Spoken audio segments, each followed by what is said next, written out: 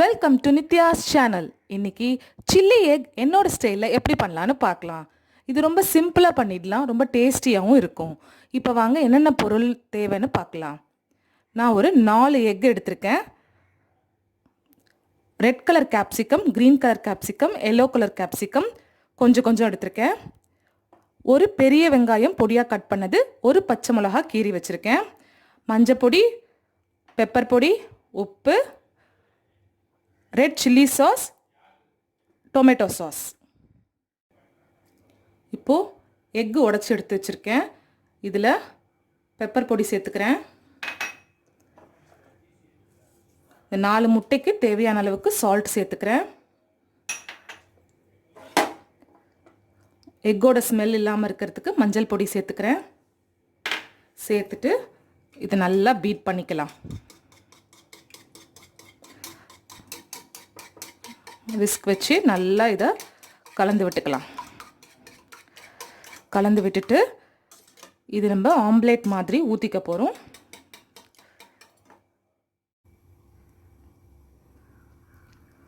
இப்போது ஒரு பேனை ஸ்டவ்வில் வச்சுருக்கேன். ஆயில் போட்டு க்ரீஸ் பண்ணியிருக்கேன். இப்போது முட்டையை நம்ம அதில் ஆம்லேட் மாதிரி திக்காக ஊற்றிக்கலாம்.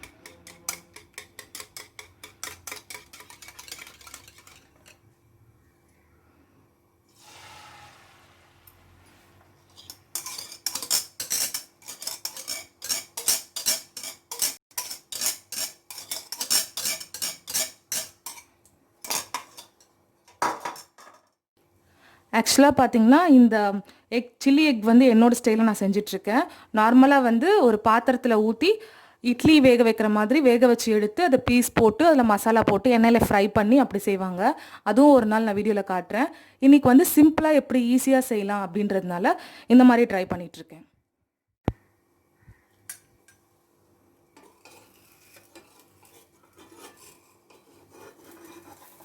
இந்த மாதிரி எடுத்து இப்படி ஃபோல்டு பண்ணிக்கோங்க.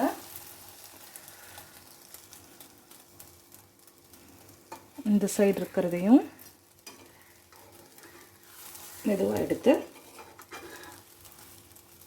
ஃபோல்ட் பண்ணிக்கலாம்.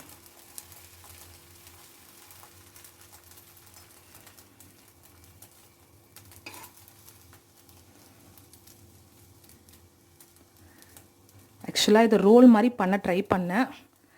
இந்த அளவுக்கு தான் வந்திருக்கு. பார்ப்போம்.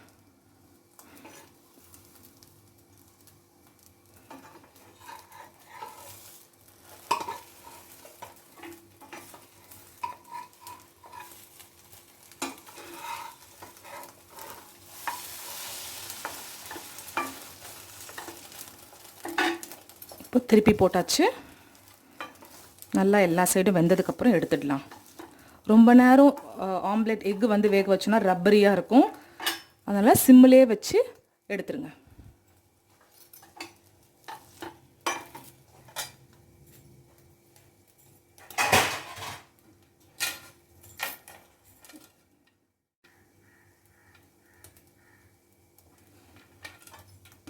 ஆம்லேட் நல்லா வெந்துருச்சு.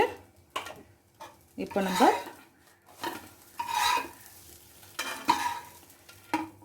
ஒரு பிளேட்டில் எடுத்துடலாம். இது ஆறட்டும், கட் பண்ணலாம். பாருங்கள், இந்த மாதிரி ஃபஸ்ட்டு கட் பண்ணிக்கிட்டேன்.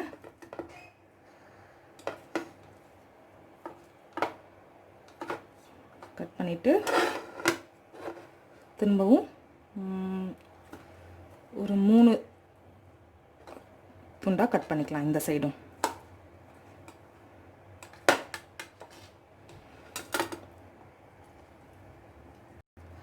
இந்த மாதிரி கிடைக்கும். சூடாக தான் இருக்குது பாருங்கள். இந்த மாதிரி எல்லாத்தையும் கட் பண்ணிடலாம். இப்போது ஒரு பேன் வச்சுருக்கேன். ஆயில் சேர்த்துருக்கேன். ஒரு குழிக்கரண்டி, சின்ன குழிக்கரண்டியில். இப்போ அதில் பொடியாக கட் பண்ண ஒரு பெரிய சைஸ் வெங்காயமும் ஒரு கீறி வச்ச ஒரு பச்சை மிளகாயும் சேர்த்துக்கலாம்.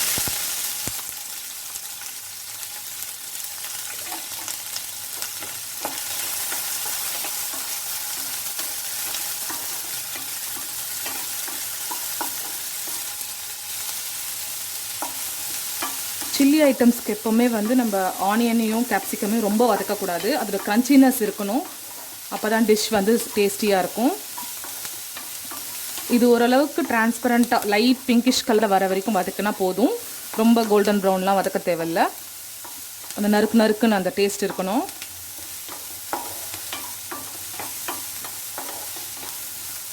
இப்போது கேப்சிகம் ஆட் பண்ணலாம்.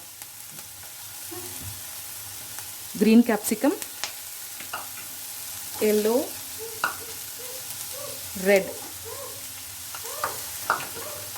இந்த மாதிரி கலர் கலர் தான் ஆட் பண்ணணுமா அப்படிலாம் இல்லை. எந்த கேப்சிகம் கிடைக்குதோ அதை ஆட் பண்ணிக்கலாம். வீட்டில் இருந்ததுனால நான் இந்த மாதிரி ஆட் பண்ணுறேன்.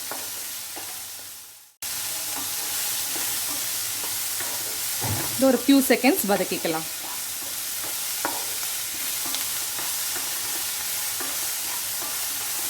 நம்ம இதில் பெப்பர் சேர்க்க போகிறதில்ல, ஏன்னா நம்ம எக்லேயே பெப்பர் சேர்த்துட்டோம்.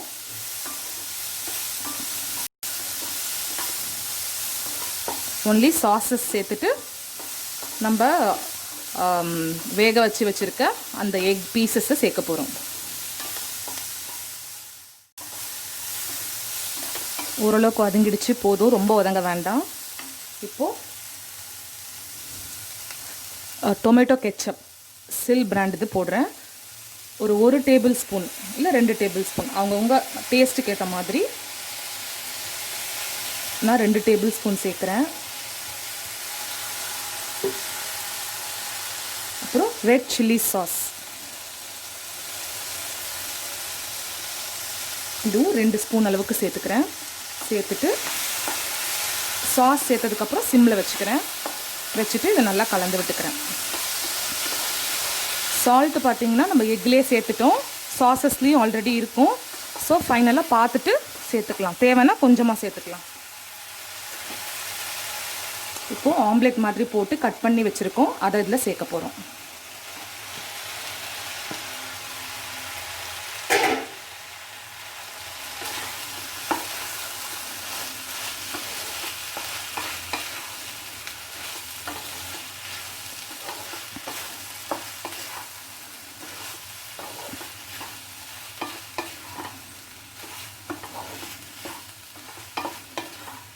ஒரு ஃபியூ செகண்ட்ஸ் சாட் பண்ணிவிட்டு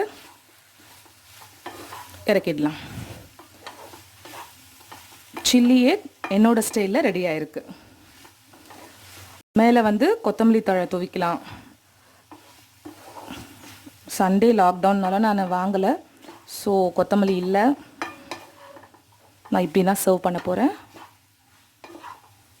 ஒரு ஃபியூ செகண்ட்ஸ் இது சாட்டே ஆகட்டும். நான் டேஸ்ட் பண்ணி பார்த்தேன், கொஞ்சம் லைட்டாக உப்பு வேணும். எக்குக்கு போட்டாச்சு, சாஸஸ்க்கு இருக்குது. அந்த கேப்சிகம்க்கு ஆனியன் எல்லாம் பிளெண்ட் ஆகிறதுக்காக ரொம்ப கொஞ்சமாக சேர்க்குறேன்.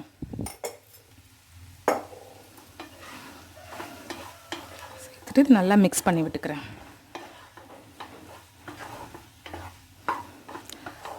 நீங்கள் வெங்காயத்தாள் இருந்து கூட இப்போ லாஸ்ட் ஃபைனல் ஸ்டேஜ்க்குள்ள வெங்காயத்தாள் கட் பண்ணி போட்டாலும் டேஸ்ட்டாக தான் இருக்கும்.